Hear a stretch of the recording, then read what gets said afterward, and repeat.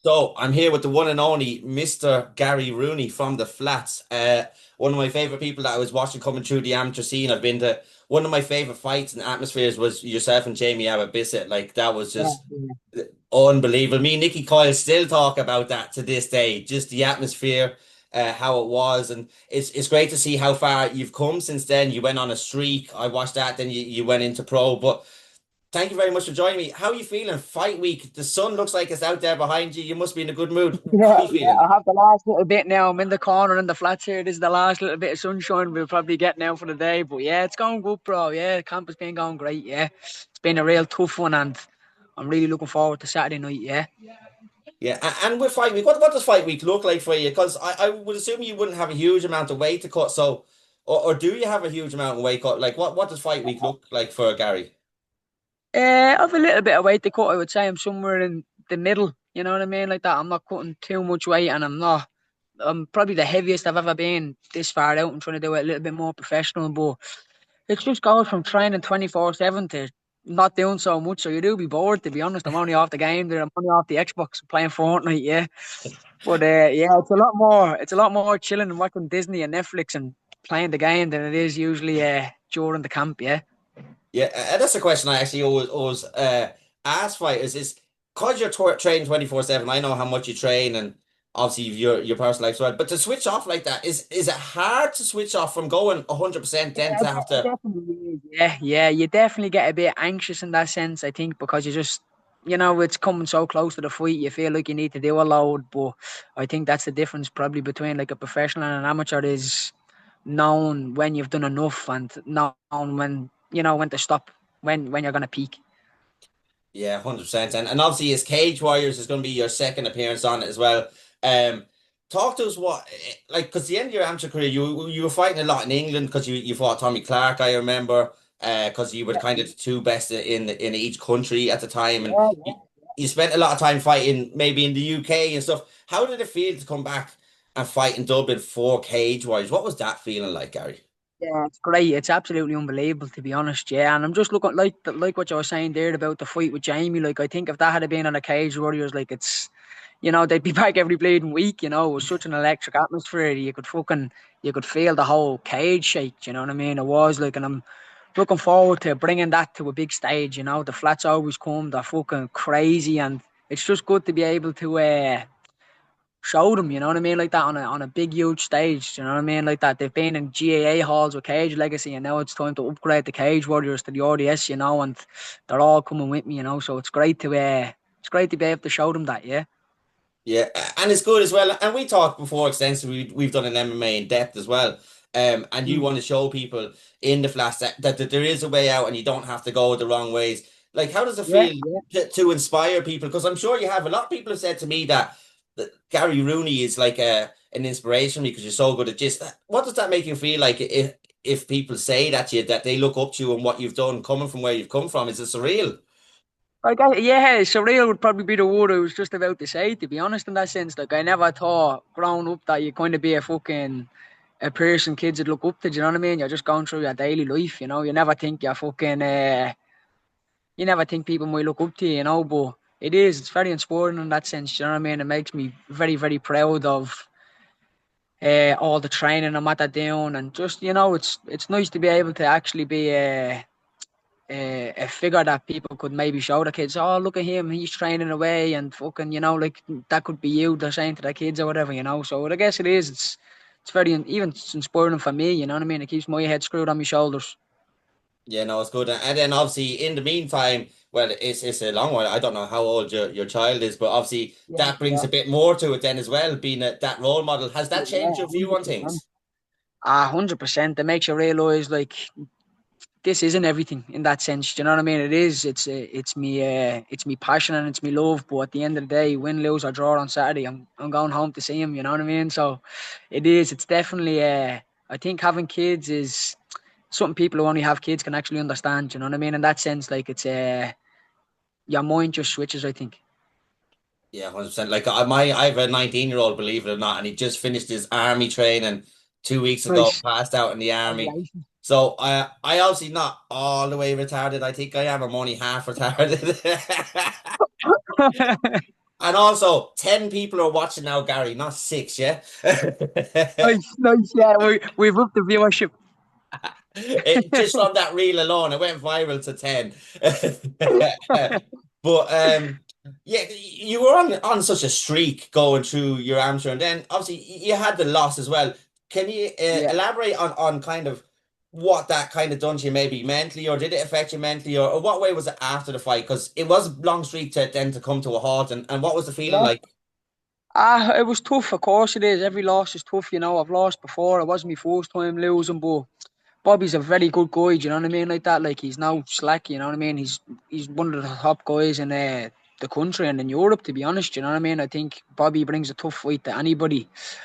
And it was hard. I guess I just wasn't maybe fully invested mentally, you know what I mean? I probably fucking I wanted out there before I even went in, if that makes sense, you know. It's happened to me a few times that not in all my losses, and some losses I've just lost. Now again, I'm not taking that away from Bobby. He bet me fair and square, you know what I mean? Like that. He shut down my game. He fucking smacked me with a right hand in the first 10 seconds to set me on my hold, you know what I mean? Like that. But I took some bonuses away from me, you know what I mean? Like he didn't finish me, he's a top guy and stuff like that. But it was tough in that sense. But again, bro, like when you have the kid, like you realize it's not everything, you know what I mean? Like that. It's not fucking. I didn't go home and I didn't think about quitting. I just said, right, back on the horse, fix the mistakes and let's go again. And then my next fight, then look how good I looked, you know what I mean? So it definitely was a blessing in disguise, I think, yeah. Yeah, no, and sometimes it happens, and And you've props to Bobby. Sorry to cut you off, but no, you're I'm okay. not taking that away from Bobby. He won that fight fair and square, you know what I mean? I did train, I did do hard work. It's not like he bet a bad version of me. I went in, I was ready to win that fight, but Bobby done what he needed to do and he got the victory against me, you know, and he stole some of that thunder and he's using it himself now, you know. Yeah, because if I find when that happens, when someone comes in with a load of momentum, and then the guy beats them, can take that momentum and then Yeah, run with that yeah, momentum. 100%. Yeah. He is. He's fighting for the shotgun or strap now for the bantamweight title. It could be. So, hats off to him. Yeah, no, I like that. That's what I love about you. You're very honest and humble, and you always go back. You never try blame anything else. You kind of look at your own thoughts. Mm. You told me before, and this is what I found interesting because a lot of people say win or learn. Obviously, that's a John Kavanagh saying, but you said even when you win, you learn. You look back at your tape. Is that something Yeah, you of still course. do? Yeah, of course. Even at the last fight, we took like it was a very it was a fourth round finish by armbar, but there was still things that I still need to do. You know what I mean, like that. Yeah, and with that fit, that was such a slick finish. What was it Mm. like in the moment, transitioning into that position, getting the arm out like that? Like, did you just see that opening, get it, and there you go? Because I remember watching it and going, classic Gary Rooney. Yeah, nice. No, I'd actually kind of visualized it a few days before and kind of the night before. I'd seen in some of his fights he kind of leaves his arm there when he's in the close guard. So I had a feeling I kind of knew if he went into me guard, I'd armbar him. So the night before I had a visualization of it because he likes to control the biceps. So I knew if he goes near my biceps, he's getting his bleeding arm broke. And he nearly did. But what one thing I'd Yeah. say about you is when you look at the caliber, and this is what I really admire about you, when you look at the caliber of fighters that you've fought, like even from your Mm-hmm. first fight against Mario George, like Yeah, man, yeah. that was a tough fight. And that guy, I was actually looking at his record the other day. He's 1-4, and that is absolutely insane to me because he is so It's good. yeah, no, it is. It's one of them things. He's one of those guys where maybe people might bring him over because they think he's an easy fight, and anybody who fights him will be shocked. You know what I mean? He's an absolute fantastic guy. He's a great competitor, and I've trained with him after that fight, and we've had some wars. You know what I mean? Is he actually? I've seen some photos. Is he in SBG now? Yeah, he's in SPG, yeah, and he's doing well, yeah. Yeah, no, he's a very good fighter. And then obviously, you've a nice little contingent. I know with yourself. You've got like yourself, Amy Scully, Richie Smullen, and who do stuff together. Richie Smullen, I was talking to Will about this the other day. Do you think Richie doesn't get the flowers he deserves? I think Richie is a fantastic talent, and he doesn't get Yeah. shouted about enough, I think. Yeah, I think if Richie was English, he'd probably be all over everywhere in that sense. You know what I mean? Like, I do think, like, maybe it's because he's Irish, I'm not too sure, but he definitely flows under the radar for a lot of people. But, like, when you look at his record and the people he's beaten, and when you look on Topology, I'm pretty sure he's number one. You know what I mean? Like, that he's the number one guy not signed to the UFC as a featherweight or lightweight, whatever it may be. But I think the people who know. When you talk to fighters, the fighters know, but maybe the fans might not know all across Europe and stuff like that. But every fighter definitely knows who he is. You know, he's your fighter's favorite fighter. You know, he is 100%, and I was even saying the likes of Will Flory doesn't get the credit he deserves. I don't think. It's I don't know whether it's us as a cultural thing with us that, or is it just overall? I don't know. Do they get enough credit for mainstream? I think might be an issue. Yeah, I'm not too sure what it is to be honest, but like Smullen is one of the best fighters in the whole world. Never mind Europe or one of the best fighters to come out of Ireland. Like he really is. Like you put Smullen in against anybody in the whole world, and he's gonna give them a fight. You know what I mean, like that, and he's gonna a competitive fight. You know what I mean? He's up there. But if you stuck him in against Islam, I'd put my money on Smullen. You know what I mean? That's how much I know how hard he is. I know how technically good he is, you know what I mean? Never mind his toughness. His toughness is one thing to talk about, but his skill is so insane, you know what I mean? He's so good. Yeah, from technical, heart, everything that guy has it all together. He puts it in. He's been a good Yeah, mentor figure for the likes of yourself and Amy Scully, who's yeah, absolutely yeah, flying it as well. Like, how is yeah. it watching the likes of Amy come through the amateur scene and doing how well she's doing, and then you being a part of her journey? Like, do you ever feel Ah. kind of like you're the fighter, but you're kind of like part of people's journeys as well and helping come through? What? I guess it's just kind of doing what was done for me in that sense, you know, if Amy ever needs and some help after class, you know, like Richie was there for me when I was 14, he kind of picked me up and he fucking gave me some extra help. So I guess it's just again helping out the younger generations, isn't it? Like I have time for everybody, but I have a lot of time for the people who really work hard and you know what I mean, stay back after class and fucking, you know what I mean, like that. Yeah, no. And like that, you've done so well to this point. I love the way you bounced back initially after that loss. There was no excuse. You came back. You looked excellent. What can you do? You looked excellent in Cage Warriors. I can't wait to see what the reception is going to be like for you this weekend. I'm going to let you go, but I'm going to ask you one or two more questions. So, as we talked about you and Oh, Jamie. Jamie mm, and Matthew are fighting two people that yeah, you've seen. yeah, I think that's a banger. You've got Keaton, Damien, McKenna. yeah, Um, yeah. I've been a bit vocal about this recently because there's so much talent. I think the Irish lads on provided the stage is on, like Cage Warriors, I would say, yeah. Regional shows maybe not so much, but do you Mm. think to be the cream of the crop in Ireland, we all have to start kind of competing against each other now once the stage and circumstances is right?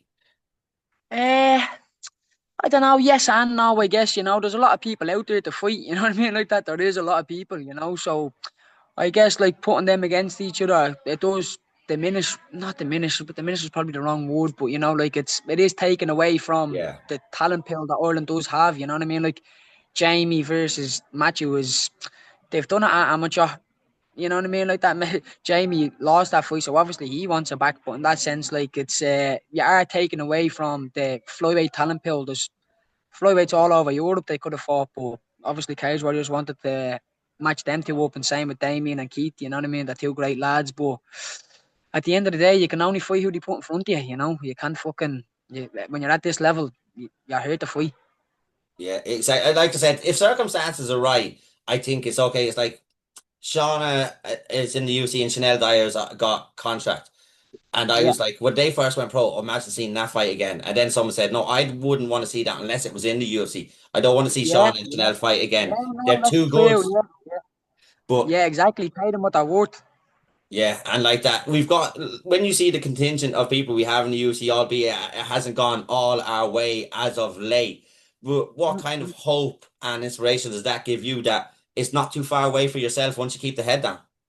No, 100%. And Sean has given me the opportunity to help corner and stuff like that. So I've been in the corner twice now, maybe three times actually. It's been, and you know, I think I said maybe in the MMA depth interview, I was talking about kind of like being in the backstage before I ever had my first fight, and then like maybe being in Blaine O'Driscoll's corner for Bellator or Obama I was, you know. So like being in those situations without actually me being the person making the walk, it definitely does help, you know what I mean, like that. And I think gaining that experience by being there in the moment definitely does help when it is you then, do you know what I mean, in that sense. So same like with this Cage Warriors, like I've been in the back room of big shows and stuff like that, so I know how it feels, I know how it changes, and it's not a frightening experience. And You know, not many people get that opportunity. I know how the UFC runs. I know how I've seen behind the scenes. You know what I mean? So when it does come to my turn, I know it's not going to be as overwhelming as it would be if I hadn't have felt them. Yeah, because like that going into a big stage, you walk into this big arena. Emma Darcy said it the other day, going from fighting in regional shows to going into the RDS in through the back door instead of in to watch it. She was kind of like, Yeah. whoa. And then there's cameras in Ah, your face, and 100%. she's just like, whoa, this is a bit much. Yeah, it's different. It's different. You know what I mean? And I'm very grateful for Sean for allowing me to see that. You know what I mean, like that. So it's a good advantage to have out of people who haven't. Yeah, no, 100%. I can't wait to see what happens with you this Saturday. I'm gonna let you go. Thank you very much for taking this so close fight. It's been an absolute Oh, sure, pleasure. no problem. We'll pump these numbers up to 15 viewers by the next time, yeah? Is there anything you want to say before you go? Big thank you to just all my friends and family who bought tickets and stuff, and then just to my sponsors. You know what I mean? They make everything a lot easier, and I'd be lost without them. I wouldn't be here without the sponsors. I've had so many from the very start, and I'm just very grateful to be able to do what I love. And come see Saturday night, yeah, and you're gonna see another the Flats takeover, yeah. Yeah, you up the flats. Thank you so much. Enjoy the rest of your day and best of skill this weekend. Thank you very much, Dave. Yeah.